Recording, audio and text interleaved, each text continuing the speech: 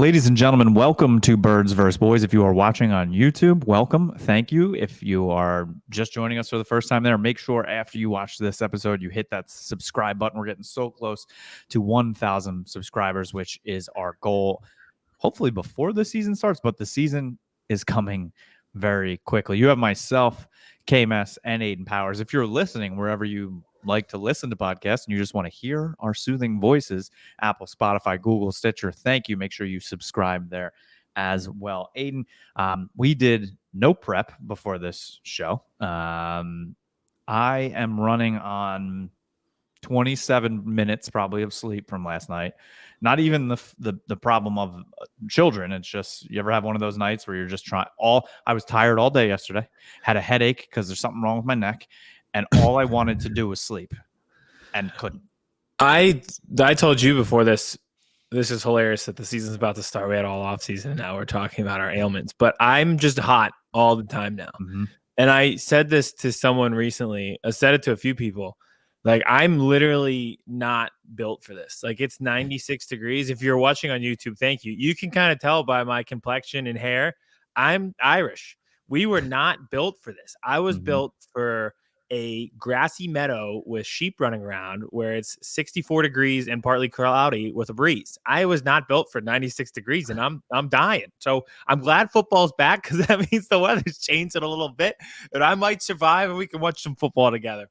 Amen. And you also mentioned bringing up prep. This is a funny thing. The shows where we don't tell each other what we wrote down, they always go better. It's very funny. The best. And if you are watching on YouTube, you can see on my right shoulder here, just baby spit up. Didn't even notice until right now when I put on my Cowboys hoodie. So that's pretty in line. I think the way I feel right now, like my neck, headache, tired, I'm like cold. I think I must feel the way the four legs in the Cowboys backfield must feel like between Zeke and Dalvin Cook at this point. all the time, every day. So yeah, the Cowboys have signed Dalvin Cook to pair with Ezekiel Elliott in the year 2024. Bill Joseph is on this team as well. Yeah. It's a hell of a team in 2016. I was going to say this team would be unstoppable back in about 2017. It's truly remarkable that we kind of saw this coming, and even though that it's happened and he is a Cowboy, it just still feels unreal. And it's like all off season, it was just like dragging, right? They didn't get into free agency, which they never do. But this year, Jerry did the whole all-in thing. They signed Eric Kendricks. That was it. They let literally all of their players go to the Washington Commanders. And even more funny, once again, Noah Brown was cut by the Houston Texans, signed by Dan Quinn and the Washington Commanders. I think he has like 13 former Cowboys from last year on the team now. Well, honestly, this is like when Chip Kelly was taking a bunch of Oregon guys, and we saw how that worked out. Yeah. So the Commanders have a lot of work to do. They need some bodies, so we'll see how it works out for them. Not if you're asking Nick Wright, apparently. I don't get. Listen, I can't dive off. I was thinking about that. Do you think his takes or the way he looks is worse? Both. Yeah. I think it's the way he looks with the way he looks makes the take worse, because it's just such an obvious, like, you're doing this on purpose. I'm not going to fall for the Commanders are winning the division bid. No. And listen, that doesn't make them a bad team. It's just like you cannot watch them last year to this year and tell me that, like, follow a train of logic that got you to division winner. No. And I mean, yeah, Jaden Daniels, I think, is going to be good. I think you and I both like him. But I mean, I don't know why you would just want all of your best players surrounded by your rookie quarterback instead of giving, one of your best wide receivers away to an individual rival for a 3. But hey, that's where we are. I rewatched the Eagles Commanders game at Washington last year. Jahan Dotson was amazing. AJ Brown, that was obviously the AJ Brown game of the year with the catch in the end zone. He had 2 touchdowns. Devontae Smith had a touchdown. And I was just thinking to myself, all 3 of these guys are on our team now. They all had huge days. They're all on our team. So if the Commanders would also like to send Terry McLaurin, send them our way, because what a show of athleticism from those 3. Great day to be an Eagle when you rewatch those highlights. And if you don't follow us on Twitter, you should be Birds vs. Boys Pod. But we've just been tossing the bait you tossed one in terms of who was it for you? Quez Watkins. Wes Watkins got cut, and you're like, who's going to say no? And I think 10,000 people responded and retweeted like, everybody, no, are you an idiot? And then this morning I did the same thing with Jalen Reagor because he got cut by the 10 minutes. Within 10 minutes. It's like the scene in the new King Kong that came out recently where the guy sacrifices himself to like the sea monster. He throws him up against the cliff immediately. That was me posting the Quez Watkins is a free agent who says no for the Eagles. It was just 10,000 quote tweets like, no, Everybody, absolutely not. Everybody. 32 teams, every Eagles fan there is. Are you an idiot? Oh man, I had him hooked like that episode of SpongeBob. Back to the Cowboys. Like I was saying, so the offseason for the most part was pretty malign, right? Except for the contract talks, and we'll get into one of the contracts getting signed, and which I'm very, very excited about, obviously. But I think it was always going to happen. Just why did it happen the way it did? But everything kind of just was slowly, and then it's like everything now. It's like you have a presentation in college coming for like at mid-year, and you found out on syllabus day, and it was 2 days before, and you started working on your presentation. Oh, I know that feeling quite well. But if my mom is listening, she is shaking her head as she hears this, knowing that is something that always all of a sudden they're like, oh, we're not good at running back. Let's sign Dalvin Cook, who's 43 years old. Oh, our defensive tackles are horrible. Oh, let's go get 35-year-old Linval Joseph and Carl Lawson. But then we have to cut Carl Lawson because he's not good. They did the classic. Oh, that was due today. Running back, or it's like they're the kids from Varsity Blues walking out of the strip club. Like, do we have a game tonight? Or they're walking out the lights. Do we play tonight? Hey, you know what? I'm just very interested now to see what happens with this running back room. Right? Me too. So the initial 53-man roster, they had Zeke, Rico Dowdle, and they had Deuce Vaughn, and then they have Hunter Lipke as the fullback. What happens now? Like, I know that they're signing Dalvin technically to the practice squad, but you only get 3 elevations. Is Zeke really going to be the primary guy? Like, Royce Freeman was running really well all offseason too. Like, I was impressed by Royce Freeman, and he's been in the building. Like, you really think after one workout, Dalvin Cook, who showed nothing last year, is going to come in and be better? I mean, maybe, but what Zeke always has in the back pocket is he's the kid who never left his hometown. Yep. He knows every back road to get home after drinking at the bar. Yep. He knows where everyone's going to be at 11 o'clock on a Friday. He knows the offense front and back. He knows, and one of the underrated parts, 0.5 yards a carry. Yeah, exactly. But the one underrated aspect of him is blitz protection. And I go back to that week 1 game where they kind of just threw it 55 times. And it wasn't even a bad strategy. And he had like 4 carries, but they were moving the ball and he was serving as like an extra blocker. To me, they're probably at a place where they're just like, give me somebody who knows what they're supposed to be doing. Yep. I think a lot of coaches default to that. When in doubt, give me the guy who knows where they should be. Yep. And I think that point you make is so true in terms of early in the season with the Cowboys playing 2 rookies on the line, right? Cooper Beebe is going to start at center. Tyler Guyton's going to start at left tackle, and you're also going against a vaunted Browns defense with Myles Garrett and Owusu Koromoa. Hey, he got an extension this offseason, and I felt so verified. It was just like watching the son I never had, who is probably younger than I am. And it's okay. Your Lewis Scene did get picked up by the Bills. So thank God. The next Brian Dawkins. Still one of our highest viewed YouTube videos. Well, that's some foreshadowing because we got to talk about Georgia and my Georgia strategy overall. I'm really interested to kind of see, because also usually if you're having 3 backs active on game day, like one of them at least has to play special teams. I was going to say that means one of them is a kick returner or punt returner. Or a gunner or whatever. So it's like, how do they do that? Like Dalvin's not doing that. Zeke's not doing that. Is Rico? Maybe, but Rico also gets hurt a lot. I mean, you could with Deuce Vaughn, but then who's not active? And what's his name? Kavontae Turpin is so good. I'm assuming with the new kickoff rules, he's got that job locked up and then some. So I'm it's going to like say he has 3 return touchdowns this year with the new rules. I could see that. I hope. I don't know if you saw this clip online, but Saquon Barkley returning punts in high school. Yep.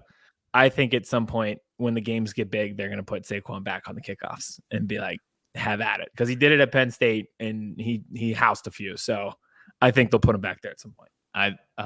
Mike McCarthy mentioned how much CeeDee Lamb loves returning punts and kickoffs, but I don't know if you want your $34 million a year wide receiver. Great punt returner. Punt returner. He is. It's kind of like in broke baseball, his ankle punt returning.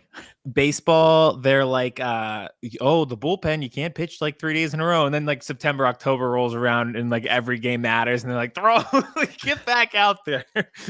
Oh, you pitched last night? Good. Throw another 25 pitches tonight.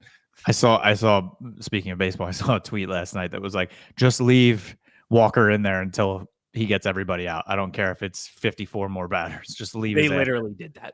They pitched him 3 more innings after the wheels fell off because they're like, we are not blowing any pitcher of merit for this great 4-game series. Like this is a preseason playoff series, or pre-Labor Day playoff series against the Braves this weekend. There was a reason he pitched yesterday, not this weekend. And wasn't he the one that was so miserably mad that he didn't pitch in the playoffs or wasn't active in the playoffs like last year? Yep. He was upset he didn't pitch game 4 of the NLCS and was liking tweets about Rob Thompson's decision. And I always go back to that. Like, if he wouldn't have done that, what would the fan reception of him struggling have been? Considering how much the fans were receptive to Trey Turner's struggles and being positive about it. And honestly, this year, there's been struggles across the board. And they're kind of coming back around. So, but as soon as something goes wrong, there's boos. Like, it stems from that. It's like, you didn't support your own manager. Now we're supposed to support you. So, So that's the backfield. We'll see how it shakes out week 1 in Cleveland. Obviously, the even bigger news, I can't believe I started with Dalvin Cook, but that's just funny. That's so Jerry Jones, right? He signs Lamb to the exact deal we all knew. And I don't know if you've seen David Hellman. He used to be a beat reporter for the Cowboys, and now he's on like FS1, and he's the one who is always like arguing with Shady and stuff, and actually like talking real about the Cowboys. He's very good. Yes, I do know. I think it was a month or 2 ago, literally tweeted what the contract would be, and to a dime, to guaranteed money, to signing bonus, to everything was 100% spot on. I think I saw that. I think I saw his tweet. He had like the little crystal ball thing. And the more you hear, like, it's so refreshing too. I know you feel this way with some of your players. Like, I think when AJ Brown talks, it's so refreshing hearing CeeDee Lamb talk, right? It's not like the robotic answers. His smile's worth $34 million a year. You can see he's having fun. You can see he loves it. He started out as a rookie, like not good with the media. And then he basically said, like, once I just like started answering their questions, like I had fun with it. So he was like, I was starting to get antsy. Like I was like, all right, let's get this done. And then did you see what his agent did to him? No. So his agent FaceTimed him and was like, hey, and he was with all his boys. He's like, yeah. He's like, negotiations are going south. And he's like, what do you mean south? Like, we were just about locked up. What are you talking about? He's like, yeah, they only want you to sign for $34 million a year. He's like, where do I sign? He was so pumped. And he actually, he had his iPad with him the whole time. He was in contact with Dak and everybody throughout the whole time. And apparently he has like the most logged hours on his iPad watching tape while he was not at camp. The anti-Johnny Manziel. Yep. That you're right, though. It is refreshing kind of hearing it from the source and hearing it from the heart of the source.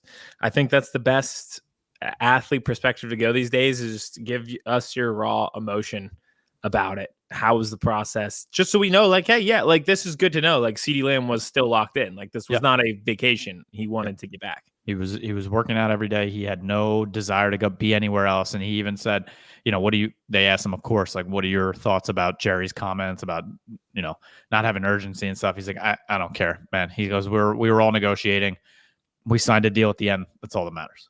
Yeah. And I feel like you kind of have to say that, but Yeah. But if you work at a big company, you get that, right? Like you're like, I don't deal with you on a day-to-day basis. Like you're not going to affect my well-being that much on a day-to-day basis now. So it's like, yeah, I could get along with him because he's really not like the wide receiver coach, the offensive coaches, Dak. Those are the people who are going to affect my day-to-day. I literally cannot contemplate in my brain $100 million guaranteed. I couldn't Kevin, I don't even make 100,000 in a year. I can barely contemplate that. Mm-hmm. Yeah, it's crazy. So CeeDee's back. He's been practicing. I have no qualms that he is going to step right in week 1. Oh yeah. Like it's just ready to go. Question mark is going to be cornerback a little bit, obviously, with Deron Bland being out. They said 6 to 8 weeks. They think it's going to be about 4 to 5 games. The 6 to 8 weeks are saying is very conservative. Probably like the Steelers game. But then they have their bye after the Steelers. So if he's not ready. For the people, what week is Steelers? Steelers is week 5, I believe. Okay. Well, that makes sense. First 4 weeks. So, it's not good. It's apparently like the same injury I think that Des Bryant had and that Tank Lawrence had, but they had full breaks. I guess he didn't have a full break, but he still required surgery. Hold on, I'm just looking now. 1, 2, 3, 4. Yes, week 5. Then they have the Lions week 6, and then they have their bye week 7, then going into the Niners. So I think the sweet spot is at the Steelers, home against the Lions. If he's not full go, give him the bye week, and then he starts against the Niners. But I think that also, let's be honest, I think it's also going to depend how the season starts, right? Browns, Saints, Ravens, Giants. You should have hopefully 2 to 3 wins out of that. Ravens and Browns, I don't know, but Cowboys opening as a 2.5-point underdog in Cleveland. That does sound fair though. They're all tight if you look at all the spreads. Now, that it happened. That it's a lot more in NFL than NCAA that the spreads are pretty tight. Yep. Nobody's that much better than each other. No, unless the Dolphins Broncos last year. Oh God, that was ridiculous. So Dolphins. Speaking of the Broncos, so Bo Nix is starting, correct? So I think the only one out of like the early round quarterbacks that's not starting is Drake May in New England. No, Jacoby Brissett back for the 28th year. He's like the remember those Now Music things where it's just like a collection of all the hits. That is Jacoby Brissett. It's like I don't know how this keeps happening, but it does, and he is here. And he'll break his collarbone in the third quarter, and then Drake May will have to come in. I feel like he gets hurt a lot too. Yeah, he always does. He always wins the starting job, and then it's like groin tear out for 6 weeks, and then like the rookie comes in. Yeah.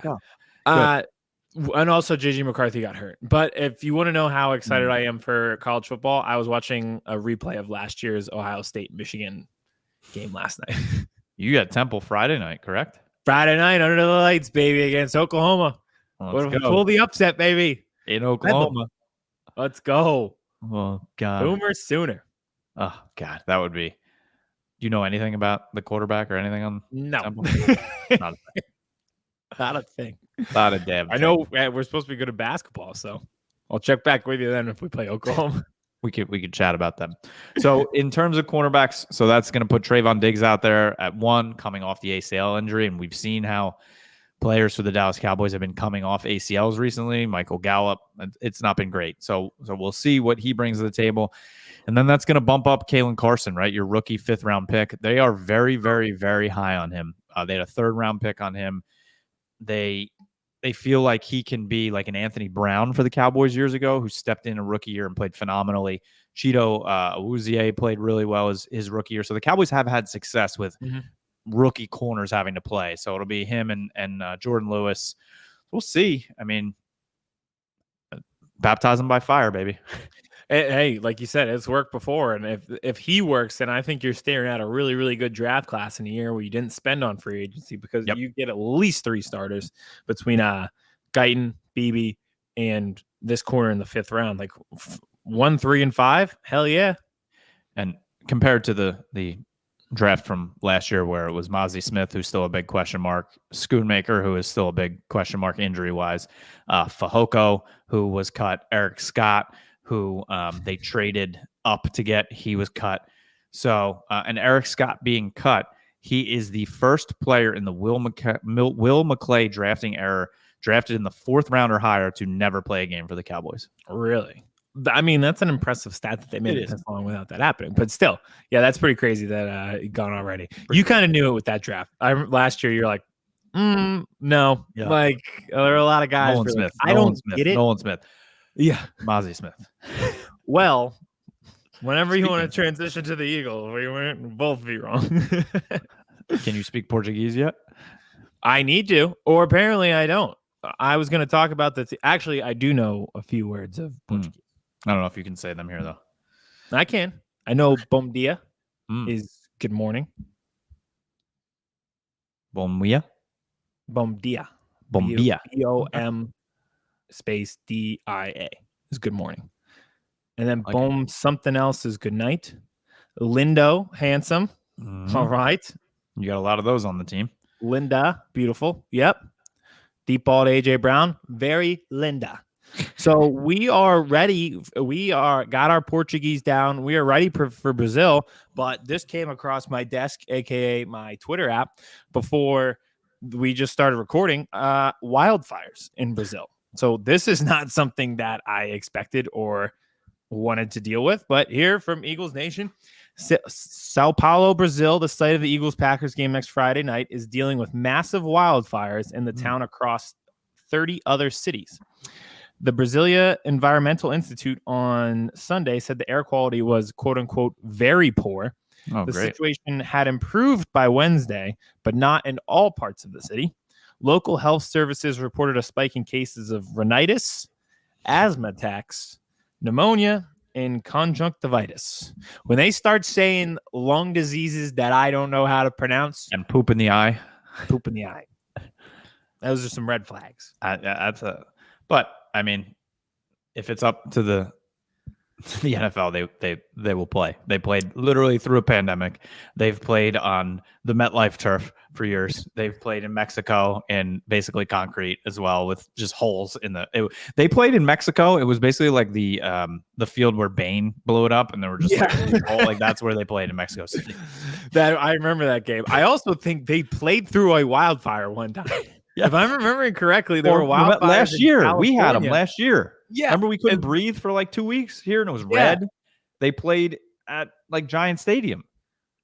Yes. Oh my God. Yeah. Remember that? Like they had to cancel the MLB games. They're like, yeah, they can't breathe. Like, I totally forgot about that. I was like, get out there, boys. Last year. Everything was like red. It literally looked like we were on Mars. That was a crazy time. Got so many things happen these days that got wiped from my memory. What a callback. Yeah. So wildfires, there's some time between now and next Friday. After seeing twisters, I'm an expert on tornadoes. Those usually are come and gone. Hurricanes last a few days, come and gone. Yep. Wildfires feels like those stick around a while. So I think it all depends on the wind patterns too. Like they could be gone and then the wind shifts and it just brings it right back. Yes. Also, I was in Greece this year. They have wildfires. Apparently, they were started on purpose as part of a protest. Oh, feels like a bold move as a protest to kind of just light your own city on fire. Yeah, that's right. That's a wild protest. I don't know what they were protesting. That's just what I was told while I was there. That's a crazy protest. They were protesting healthy air. I wouldn't want it. Yeah. I think it was something like that, though. It was something environmental. So they're like, oh, yeah. They're causing lit everything on fire, which is crazy. Good. What are your thoughts about literally like the Eagles being like to the players, like, room service, just all the whole time you're there. Just stay in your room, bring your Xbox, don't leave. Good idea. First of all, this is a business trip. Even if it was safe, I don't really need you guys at the Brazilian clubs. No offense. Especially there. They're not in Chattanooga, Tennessee. They're in Sao Paulo. It is not Broadway in Nashville. to be honest, you guys are fortunate to be in one of the few jobs where if you wanted to go back in the off season, you could, and you could experience all of the nightlife of Brazil. Now is not the time because, as we know, Jordan Love, the greatest quarterback to ever live, as anointed by every media member this offseason, we got business to attend to. We got to win a football game. So I'm okay. You're welcome for that. You're welcome for that. The Cowboys have made this guy in 6 months. He's gone from like last December, he was like Jordan Love. Will he be a future franchise quarterback in the NFL? To Jordan Love, should they do a 10-part documentary on him like Michael Jordan? Yeah, MVP. Unbelievable. But hey, I'm okay with them staying in. Let's focus on football. Good thing the Dolphins aren't there because Tyreek Hill there would be over under 3 new children being born in Sao Paulo. Over. Yeah. It was, listen, they live in Miami. They are close enough to that. I feel like Rio de Janeiro and Miami are comparable. So is there still a situation in terms of wearing green, or was that just like a Mythbusters type thing? I think that was a Mythbusters type thing. They said that's fine. I think because I was going to say, like, how's that?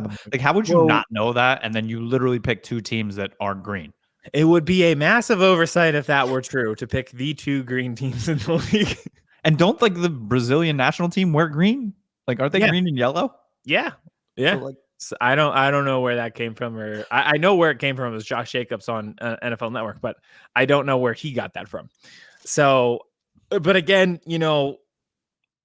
I think if you're a fan going down there and partying before the game, you need to be careful. The players, this is going to be like going from Novacare to home, except you're in Brazil. Yep. I don't think things change. They're going to be locked in. It's the beauty of Jalen Hurts is you usually don't have to worry about hoopla. No. He's gonna give you 17 different quotes about not going on the streets to the team. Streets are mean. Got to cook. Learn. I need his thoughts on Wildfires. Yeah. And how you have to stay calm under the pressure of the heat. Yeah. I know he's got a quote cooked up for something about fire and heat. Yep. That smoke ain't gonna keep me down. I'm breathing through. Breathe right through. And I know next week we will do our annual like preseason preview, right? We'll pick division winners and all that jazz. But question for you, and this is a legitimate question because I think it should be asked. And I'm going to put health aside because that's one thing that you can never, that's the biggest, obviously, equation. Jalen Hurts breaks his leg in Brazil. I mean, but you never know. So healthy for the most part, right? You're going to have dings and stuff there. But for the most part, is this season NFC Championship or bust, Super Bowl or bust, or no? With the talent on this roster. Not to me. If you're the Lions or the 49ers, I think you're in a championship or bust situation, especially the Niners. Who is their accountant? Because this is crazy. Yeah. They're like 40 million over the cap before a Brock Purdy extension. For the Eagles, and they have Trent Williams and Ayuk just sitting there, be like, yeah, we're good. We're not playing. So for them, I would say it's NFC Championship for bust. For the Lions, I'd say it as well. For our 2 teams, and I'll let you answer, but to me, it is not. It is the youngest that the Eagles have been in quite some time, which I like, but it's kind of like a revamp. It was a team that needed adjustments and made them. Do I think they're all the way there? No, I don't think this is that good of a front 7. Everyone's been bringing us up now, and I feel like you and I talked about this in like June, where I was like, I don't know about defensive end. Like when the Hassan Reddick thing was going on, I was like, I don't know about this. Like we're not that good. So that front 7, I don't think it's an elite unit like we've seen in the past. I think the offense will be very good. I think it'll be, at the very least, I can say this. It's always NFC Championship or bust in this city just because of the pressure that we put this team under. I don't think they are talent-wise championship or bust, but I can at least say that we will enjoy watching the offense more than we did last year. So to you then, what is a disappointing season? If they don't make the playoffs, it's a disappointing season to me. First round loss? First round loss would be disappointing. If it ends like last year where you going into the playoff game thinking you have no chance, if they go to Detroit and lose 34-28 in a shootout, I'm going to be like, damn. But you know what? They assembled just a great team there. But if it's a rematch of week 1 and Jordan Love throws for 800 yards and 7 touchdowns in Philly, listen, like I've seen, he might. Sky's the limit. He's better than Rodgers and Favre combined, if you ask anybody on the local media. Yeah, okay, that is a great example. If it ends how it ended for the Cowboys last year, that to me is a failure. I keep forgetting, and I am like a little bit kind of excited. Well, yeah, I'm excited. Like I kind of forgot too, like you did with the Wildfires, that like we didn't see Aaron Rodgers last year. I mean, we thought we were this week, next week, Pat McAfee, he's in the Black Death and he's eating this and spinning his blood and he's going to play in 2 weeks. And then he's like, yeah, I was lying the whole time. But like, I'm like, okay, I got to pump the brakes on the Jets takes a little bit. I know Greeny from ESPN's a big Jets guy, but like he's saying if Aaron Rodgers stays healthy, that the Jets are the biggest competition to the Chiefs. I don't know. I'm still looking Texans. At the AFC North every year, like the Ravens, their defense did not change. Definitely not the Steelers. They got better offensively. The Bengals, we've forgotten about Joe Burrow. Yep. They still have T. Higgins. Jamar Chase is hurt right now, but I like their backfield low key too. I think Sidney Brown's brother and Zach Moss is a pretty good 1-2 punch. They got talent. Miami, if they can put it together. I can't try. I need Miami to win. If I can see your breath, they have to be able to win a game when I could see their breath when they're playing. Because I feel like Buffalo's kind of on the back end of the window. The window. Yeah, they're in a weird position. They're on a Sixers trajectory that I don't like for Josh Allen. How about literally the best rookie running back this preseason, and he just completely balled out the last preseason game in Frank Gore Jr. and cut. I don't know if did he get picked up? I think the Eagles should, just for the hilarity of it all. Because I tweeted too at this point after signing Dalvin Cook, the Cowboys should have just signed Frank Gore and his son, kind of like done a LeBron thing. And that also would be hilarious. I think Frank Gore could give you 5 rushes a game. I think. Hey, listen, it's happening in the NBA as we speak. Father-son combo. Oh, he's back with the Bills practice squad. I was going to say, I think he ended up back on the practice squad. James Cook will be good this year. I have high hopes for James Cook. I think he's a good asset out of the backfield, like catching the ball, which will be perfect. I love what the NFL has done with the practice squad too. I don't know if you remember the years ago where it was like 5 guys and it was me and you and 3 other guys, basically. Like they were nobodies. Now it's like it's almost like your team's minor league team. Like it's guys like just like waiting for an injury or waiting to get called up because of poor performance. Like I've 15 guys. I think there used to be an age restriction too, where older guys so Dalvin Cook wouldn't have been able to be signed to the practice squad. Mm-hmm. I love that they opened that up. Expanding it is so huge. The Eagles have utilized it already this year. James Bradbury is on IR. He'll miss the first 6 to 8 weeks. He's on the Phantom IR. Right. We called up one of our linebackers, but also Paris Campbell signed with the practice squad. So like you said, if there's an injury, Campbell, John Ross, those guys on the practice squad are going to be brought up for Dotson or Brown or whoever it may be. But yeah, like the elevation of that, I think is huge. I honestly can't believe we're like here. Like this weekend, we have real college football. I know we did last week, and that was an amazing game. It was awesome. You know what? The one thing that really annoys me about this upcoming weekend, though, with college football, it's Labor Day weekend. A lot of people are off Friday. Everybody's off Monday.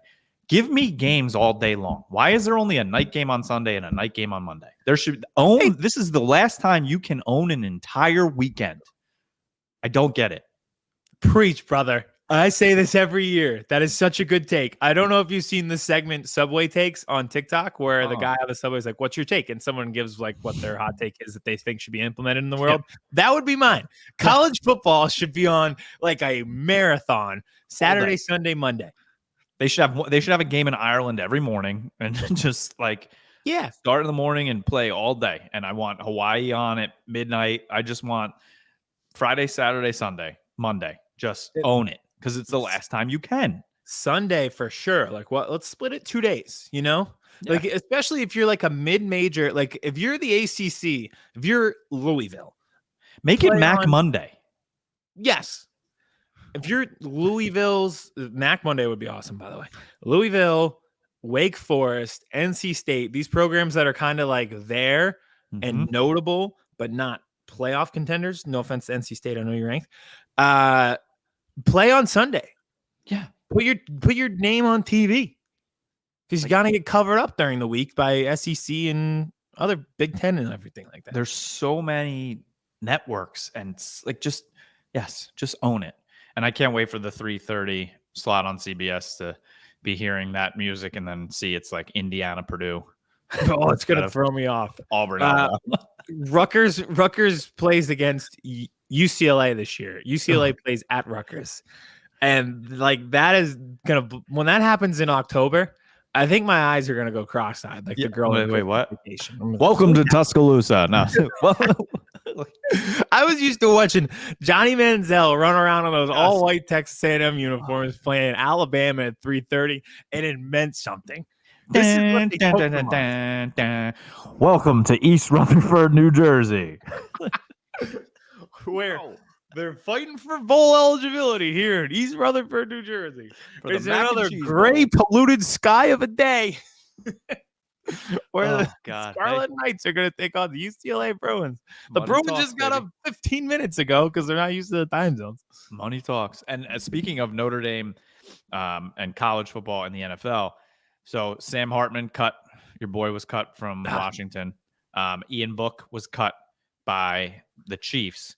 Eagles legend. Which puts 0 NFL Notre Dame quarterbacks in the league. Now, Hartman signed with the practice squad, and I think Ian Book probably signed with the practice squad, so they're there. But there are no active Notre Dame quarterbacks in the NFL. Oh, is that Duke kid supposed to be good? Is he going to make the NFL? Oh, yeah. Elko, the head coach of Texas A&M, who coached him last year at Duke, he's like, I don't know how to stop him. That's what he said in a press conference this week. Wait, you guys play Texas A&M? Texas A&M Saturday night, 7:30. Hold on. Let's go. Well, they're promoting Georgia, Clemson, and we got Notre Dame, Texas A&M? Yeah. Whoa. At Texas A&M. This is awesome. And Notre Dame's 7. I think Texas A&M's 20. So that's awesome. It's going to be, and I can't remember the last time Notre Dame played at Texas A&M. So the atmosphere is going to be insane. 12th man. I love it. That's a game that should be on CBS. Yep. At 3:30. And I know it's not under the lights. That's awesome. But that just feels like and I know Notre Dame plays on NBC, but still, like that to me feels like one of those only home games. Only home games. Only home games. That's right. Usually they end up on ESPN for that. They bagged Collinsworth's son. He was calling the games with Jason Garrett, and they're like, "Yep, you're done." Jason Garrett surprisingly is very good. Yes, I like Jason Garrett. There's people like he's boring. I think his analysis is good. I think he's calm. I enjoy it. I think he's very good at analysis. It's ironic because during his time as a coach, I did not think he was good at analysis. And then I hear him on the broadcast, and I'm like, yeah, he knows his stuff. So speaking of announcers and everything, there's craziness, right, in the NFL this year with Tom Brady now number 1 at Fox. But now there's this whole thing. If he becomes a minority owner for the Raiders, like he can't like talk on TV or something. He's going to be like so hamstrung. Yeah, I don't think you can have conflicting interests. So that makes sense. Greg Olsen, bring him back. I was going to say, I feel like everybody loves I don't Greg think Tom's Olsen. going to be very good. You don't think so? I think he will be. I think, yeah. I really liked what Greg Olsen was doing. I thought he was my favorite to listen to of the trios now. Yeah. Where is he? Is he like a number 2 now on Fox? He's number 2 on Fox, but they're trying to make it like a 1A situation. But he's good. I don't know. And now did you see this show on Fridays on ESPN with, I think it's Belichick and Manning? It's like the breakdown or something, NFL. I like that. I saw that Belichick is going to be on the Manning cast. Yes. Like a routine spot. And it was like, I love seeing these guys now. Bill Belichick to co-host studio show with Peyton Manning in addition to the Manning cast on ESPN. I like that idea. But this goes back to our college football point. There's more football content than ever. There's more good announcers than ever. There's more football talent itself than ever. Yep. then And I think like I don't know about Belichick because I think he wants to get to achieve the most winningest coach of all time, but I think there's more opportunities for him right now, media wise. Pat McAfee, this kind of stuff, he could probably make more money and live a easier lifestyle. it does feel like him and Saban are like refreshed. You can just tell watching them. You're like, oh, you guys have always come off as miserable, but it's mostly because your job is the most stressful job in sports. But now you can kind of just like talk ball and get paid for it. And it seems like you guys are having a good time. And I like these new versions of Nick Saban and Bill Going Belichick. to Ireland with Pat McAfee and just with the boys. And did you see they had to like close schools and stuff for McAfee? The McAfee show was coming to West Virginia and they like had to close roads and classes are closed. Okay. Never backfired on a Penn State opponent before. I'd be very, lenient, not lenient, but a little weary about closing the schools when Penn State shows up because that did not work out very well the last time. What time's that game? That is at noon. That doesn't feel like a noon game to me. It's the big noon kickoff, which is that might be my Subway take. We got to make the big games at night. Yeah. But hey, if Notre Dame is playing Texas A&M, make on Saturday at night, make Penn State, West Virginia Sunday at night. Yeah. Why not? Why not? I don't understand.